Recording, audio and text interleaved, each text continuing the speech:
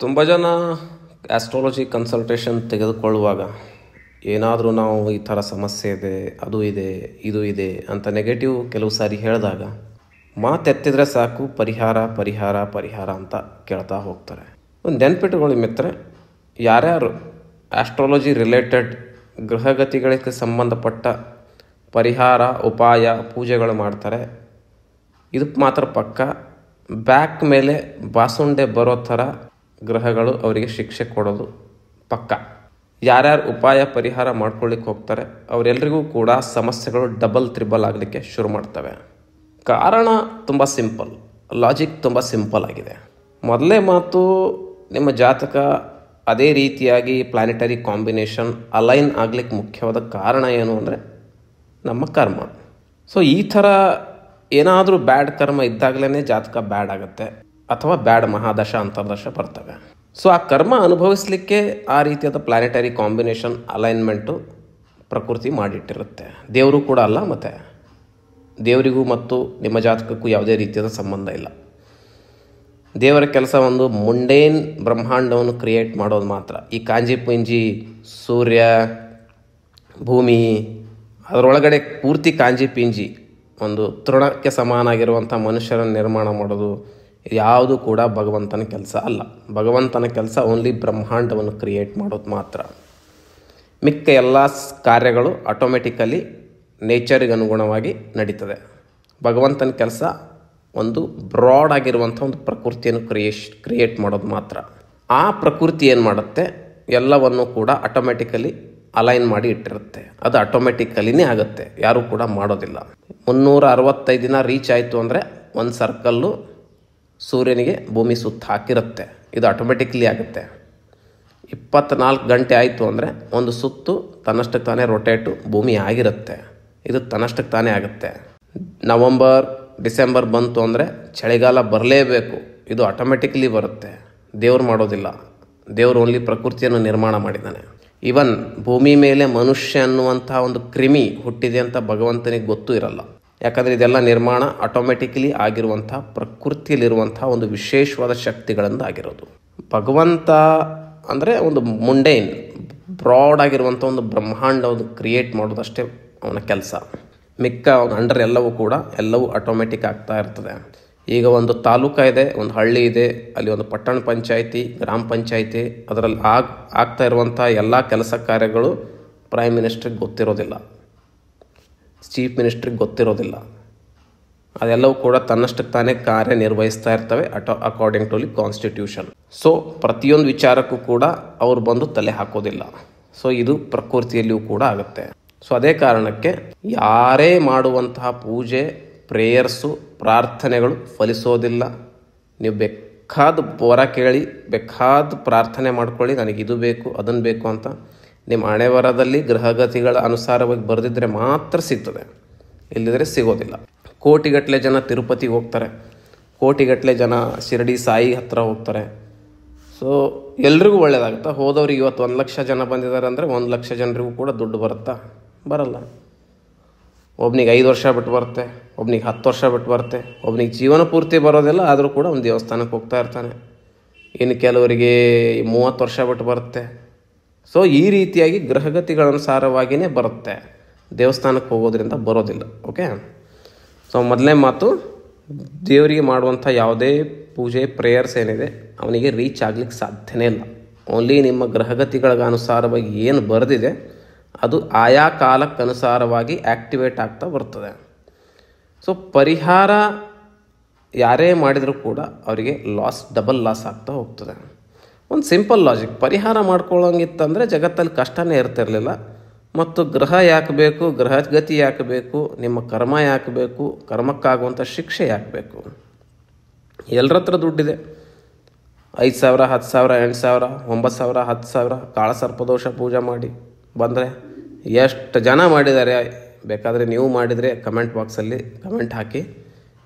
ಅವರು ಪೂಜೆ ಮಾಡೋಕ್ಕಿಂತ ಮುಂಚೆ ಹೆಂಗಿದ್ರು ಪೂಜೆ ಆದಮೇಲೂ ಕೂಡ ಹಾಗೇ ಇದ್ದಾರೆ. ಅಕಸ್ಮಾತ್ ಚೇಂಜಸ್ ಆಗಿದ್ದೇ ಆದಲ್ಲಿ ಅದು ಗ್ರಹಗತಿಗಳಿಂದನೇ, ಮತ್ತು ಬೇರೆ ಯಾವುದೇ ಶಕ್ತಿಯಲ್ಲಿ ಕೆಲಸ ಮಾಡೋದಿಲ್ಲ. ಒಳ್ಳೆಯ ಗ್ರಹದ ದಶ ಬಂದಿರುತ್ತೆ, ಆ್ಯಕ್ಟಿವೇಶನಿಗೆ ಬಂದಿರುತ್ತೆ. ಸೊ ಒಳ್ಳೆಯದು ಸ್ಟಾರ್ಟ್ ಆಗಿರುತ್ತೆ. ಸೊ ಫಾರ್ ಎಕ್ಸಾಂಪಲ್ ಸೊ ಒಬ್ಬ ವ್ಯಕ್ತಿ ಜೀವನದಲ್ಲಿ ರಾಹು ಮಹಾದಶೆ ಬರ್ತಾ ಇದೆ. ರಾಹು ಬ್ಯಾಡ್ಲಿ ಪ್ಲೇಸ್ಡ್ ಇತ್ತು ಅಂದರೆ ಆ ಒಂದು 20 ವರ್ಷ ನರಕ ಯಾತನೆ ತೋರಿಸ್ತಾನೆ ರಾಹು. ಓಕೆ, ಆಯಿತು, 20 ವರ್ಷ ಆಯ್ತಪ್ಪ, ಇನ್ನೇನು ನೆಟ್ಟುಸಿರು ಬಿಡೋದ್ರೊಳಗಡೆ ನೆಕ್ಸ್ಟ್ ಗುರು ಮಹಾದಶೆ ಬರುತ್ತೆ. ಗುರು ಪಾಸಿಟಿವ್ ಇದ್ದ, ಓಕೆ, ಅದ್ಭುತ, ಲಕ್ಕಿ, ಬಲ್ಲೆ ಬಲ್ಲೆ ಅನ್ಬೋದು. ಗುರುನು ನೆಗೆಟಿವ್ಲಿ ಪ್ಲೇಸ್ಡ್ ಇದ್ದ ಅಂದರೆ ಅವ್ನ ಖೇಲ್ ಖತಮ್ ಅಂತ ತಿಳ್ಕೊಬೋದು. ಈಗ already Rahul one of the longest ಮಹಾದಶೆ ಅನುಭವಿಸಿದ್ದಾನೆ, ಕಷ್ಟ. ಅದಾದ ನಂತರ ಗುರು ಮಹಾದಶೆ ಬಂತು. ಗುರುನು ಕೂಡ ನೆಗೆಟಿವ್ಲಿ ಪ್ಲೇಸ್ಡ್ ಇದ್ದ ಅಂದರೆ ಮತ್ತೆ ನೆಗೆಟಿವ್, ಮತ್ತೆ 20 ವರ್ಷ. ಸೊ ಜೀವನದ ಒಂದು ಅದ್ಭುತವಾದ ಅಮೂಲ್ಯವಾದ 40 ವರ್ಷ ಅಲ್ಲಿ ಢಮಾರಂತು. ಓಕೆ, ಸೊ ಪರಿಹಾರ ಏನೂ ಇಲ್ಲ ಇಲ್ಲಿ. ಓಕೆ, ಅನುಭವಿಸ್ಬೇಕು ಅಂದರೆ ಅನುಭವಿಸ್ಬೇಕು ಅಷ್ಟೇ. 7ನೇ ಮನೆಯಲ್ಲಿ ಶನಿ ಕೇತು ಇದ್ದಾರೆ, ಮ್ಯಾರೇಜ್ ಆಗಲೇಬೇಡಿ. ಏನು ಸರ್ ಪರಿಹಾರ ಏನು? ಮ್ಯಾರೇಜ್ ಪ್ರಾಬ್ಲಮ್ ಬರುತ್ತೆ. ಮ್ಯಾರೇಜ್ ಆಗದೇ ಇರೋದಕ್ಕೆ ಇದು ಪರಿಹಾರ. 2ನೇ ಮನೆಯಲ್ಲಿ ರಾಹು ಇದ್ದಾನೆ, ಕೇತು ಇದ್ದಾನೆ, ಶನಿ ಇದ್ದಾನೆ. ಸೊ ಈ ರೀತಿಯಾದ ಕೆಲವೊಂದು ನೆಗೆಟಿವ್ಲಿ ಪ್ಲೇಸ್ಡ್ ಇತ್ತು ಅಂದರೆ ಲೈಫ್ ಲಾಂಗ್ ಫೈನಾನ್ಷಿಯಲ್ ಪ್ರಾಬ್ಲಮ್ ಬರುತ್ತೆ. ಪರಿಹಾರ ಏನು? ಅನುಭವಿಸೋದೇ ಅದಕ್ಕೆ ಪರಿಹಾರ. ಚಂದ್ರಮ ಕಂಪ್ಲೀಟ್ಲಿ ಡ್ಯಾಮೇಜ್ ಇದ್ದಾನೆ, ಮೈಂಡ್ ಸರಿ ಇಲ್ಲ. ಪರಿಹಾರ ಏನು? ಅನುಭವಿಸೋದೇ ಒಂದು ಪರಿಹಾರ. 10ನೇ ಮನೆಯಲ್ಲಿ ಶನಿ ಕೇತು ಇಬ್ಬರು ಒಟ್ಟಿಗೆ ಕೂತಿದ್ದಾರೆ. ಇಡೀ ಜೀವನ ಪೂರ್ತಿ ಕತ್ತೆ ದುಡ್ದಂಗೆ ಗುಡಿಬೇಕು ಅವನು. ಪರಿಹಾರ ಏನು? ಕತ್ತೆ ದುಡ್ದಂಗೆ ಗುಡಿಯೋದೇ ಒಂದು ಪರಿಹಾರ. ಯಾಕಂದರೆ ಅನುಭವಿಸೋದೇ ಇದಕ್ಕೆ ಪರಿಹಾರ. ಅಕಸ್ಮಾತ್ ನಿಮ್ಮ ಉಪಾಯ ಫಲಿಸ್ತು, ಪರಿಹಾರ ಫಲಿಸ್ತು, ನೀವು ಅನುಭವಿಸೋದ್ರಲ್ಲಿ ಕಡಿಮೆ ಆಯ್ತಂದ್ರೂ ಕೂಡ ನಿಮಗೆ ನೆಕ್ಸ್ಟ್ ಲೈಫಲ್ಲಿ ಇದೇ ಸೇಮ್ ಪ್ಲಾನೆಟರಿ ಕಾಂಬಿನೇಷನ್ ಅಲೈನ್ಮೆಂಟು ಮತ್ತೆ ಬರುತ್ತೆ. ಮತ್ತೆ ABCDಯಿಂದ ಸ್ಟಾರ್ಟು ಪ್ರಾಬ್ಲಮ್ಸು. ಸೊ ಅದೇ ಕಾರಣಕ್ಕೆ ಏನಿದೆ, ಅನುಭವಿಸಲೆಂದೇ ಬರುವಂತಹ ಒಂದು ಪ್ಲಾನೆಟರಿ ಕಾಂಬಿನೇಷನ್ ಅಲೈನ್ಮೆಂಟ್ ದಶ ಅಂತರ್ದಶಗಳವು. ನೀವು ಓಲ್ಡ್ ಕ್ಲಾಸಿಕಲ್ ಟೆಕ್ಸ್ಟ್ ಬುಕ್ಸ್ ಅವೆಲ್ಲ ತೆಗೆದು ನೋಡಿದರೆ ಓನ್ಲಿ ಜ್ಯೋತಿಷ್ಯ, ಈ ಗ್ರಹ ಇಲ್ಲಿದ್ದರೆ ಹಿಂಗಾಗುತ್ತೆ, ಈ ನಕ್ಷತ್ರ, ಈ ರಾಶಿ, ಇದರಿಂದ ಈ ಫಲಗಳು ಸಿಗ್ತದೆ ಅಂತ ಮೆನ್ಷನ್ ಮಾಡಿದ್ದಾರೆ ವಿನಃ ಇದನ್ನು ಮಾಡೋದ್ರಿಂದ ಇದು ಪ್ರಾಬ್ಲಮ್ ಸಾಲ್ವ್ ಆಗುತ್ತೆ ಅಂತ ನಿಮಗೆ ಯಾವುದೇ ಓಲ್ಡ್ ಕ್ಲಾಸಿಕಲ್ ಬುಕ್ಸಲ್ಲಿ ಇಲ್ಲ. ಇತ್ತೀಚೆಗೆ ಬಂದಿರುವಂಥ ಈ ಏನೇನೋ ಹೊಸದಾಗಿ ಕಂಡುಹಿಡಿತಾ ಇದ್ದಾರೆ, ಅದ್ಯಾವುದೂ ಕೂಡ ಫಲ ನೀಡೋದಿಲ್ಲ ಮಿತ್ರ. ಓಕೆ, ತುಂಬ ಜನರಿಗೆ ಮ್ಯಾರೇಜ್ ಆದಮೇಲೆ ಲೈಫ್ ಅಪ್ ಹೋಗುತ್ತೆ, ಗ್ರಾಫ್ ಅಪ್ ಆಗುತ್ತೆ. ತುಂಬ ಜನರದು ನರಕ ಅನುಭವಿಸ್ತಾರೆ ಮ್ಯಾರೇಜ್ ಆದಮೇಲೆ. ತುಂಬ ಜನರಿಗೆ ಸಂತಾನದ ಉತ್ಪತ್ತಿ ಆದಮೇಲೆ ಅದ್ಭುತವಾದ ಗ್ರಾಫ್ ಅಪ್ ಆಗುತ್ತೆ, ಮೇಲೆ ಹೋಗ್ತಾರೆ, ಸಾಧನೆಗಳು ಮಾಡ್ತಾರೆ, ದುಡ್ಡು ಬರುತ್ತೆ, ತುಂಬ ಆಗ್ತದೆ. ಎಷ್ಟೊಂದು ಜನರಿಗೆ ಸಂತಾನ ಆದಮೇಲೆ ನೆಲ ಕಚ್ಕೊತಾರೆ, ಯಾವ ಲೆವೆಲಿಗೆ ಕೆಳಗೆ ಬೀಳ್ತಾರೆ ಅಂದರೆ ಅದು ವಿವರಿಸ್ಲಿಕ್ಕೂ ಕೂಡ ಸಾಧ್ಯ ಇಲ್ಲ. ಸೊ ಲೈಫಲ್ಲಿ ಒಂದೊಂದು ಆ್ಯಕ್ಟಿವೇಶನ್ ಆಗ್ತವೆ. ಕೆಲವರಿಗೆ ಅಜ್ಜ ಅಥವಾ ಅಜ್ಜಿ ತೀರ್ಕೊಂಡ್ಮೇಲೆ ಒಂದು ವಿಶೇಷವಾದ ಬದಲಾವಣೆ ಅವ್ರ ಲೈಫಲ್ಲಿ ಆಗುತ್ತೆ. ಮಾಮ, ಚಿಕ್ಕಪ್ಪ, ದೊಡ್ಡಪ್ಪ ತೀರಿ ಹೋದ ನಂತರ ಬೇರೆ ಬೇರೆ ಕೆಲವೊಂದು ಗ್ರಹಗಳ ಆ್ಯಕ್ಟಿವೇಶನ್ಗೆ ಬರ್ತವೆ. ಪಾಸಿಟಿವ್ ಆದ್ರೆ ಆಗುತ್ತೆ, ಕೆಲವರಿಗೆ ನೆಗೆಟಿವ್ ಆಗ್ತವೆ. ತುಂಬ ಸಾರಿ ತಂದೆ ತೀರಿ ಹೋದ ನಂತರ ತುಂಬ ಜನರ ಲೈಫು ಪಾಸಿಟಿವ್ ಆಗ್ತದೆ, ತುಂಬ ಜನರ ಲೈಫ್ ನೆಗೆಟಿವ್ ಆಗ್ತದೆ. ತಾಯಿ ತೀರಿ ಹೋದ್ಮೇಲೆ ಪಾಸಿಟಿವ್ ಆಗ್ತದೆ, ನೆಗೆಟಿವ್ ಆಗ್ತದೆ. ಈ ರೀತಿಯಾದ ಗ್ರಹಗಳು ಆಯಾ ಸಮಯ ಸಂದರ್ಭಕ್ಕಾಗಿ ಅನುಸಾರವಾಗಿ ಆ್ಯಕ್ಟಿವೇಶನ್ಗೆ ಬರ್ತಿರ್ತವೆ. ಆದರೆ ಗ್ರಹಗಳು ಅದ್ಭುತವಾಗಿ ಫಲ ಯಾರಿಗೆ ಮತ್ತು ಯಾವಾಗ ನೀಡ್ತವೆ ಅಂದರೆ, ಈಗ ಒಬ್ಬ ಮನುಷ್ಯಂದು 20ನೇ ವಯಸ್ಸಲ್ಲಿದ್ದಾನೆ. ಆ 20ನೇ ವಯಸ್ಸಲ್ಲಿ ಅವನಿಗೆ ಶುಕ್ರ ಮಹಾದಶೆ ಸ್ಟಾರ್ಟ್ ಆಗಿದೆ. ನೆಕ್ಸ್ಟ್ 40ನೇ ವಯಸ್ಸಿನವರೆಗೂ ಶುಕ್ರ ಮಹಾದಶೆ ಇರುತ್ತೆ.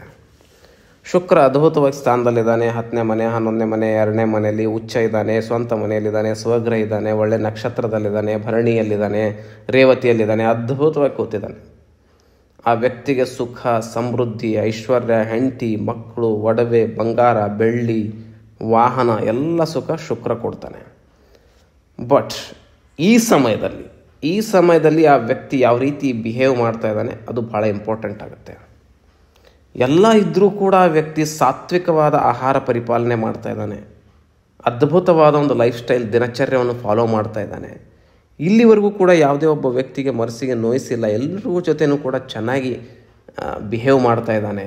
ಇವನ್ ಅವನ ಹತ್ರ ಎಲ್ಲ ಇದ್ದರೂ ಕೂಡ ಆ ಸಮಯ ಸಂದರ್ಭದಲ್ಲಿ ಗ್ರಹಗಳು ಅದ್ಭುತವಾದ ಫಲ ಕೊಡ್ತವೆ ಮಿತ್ರ.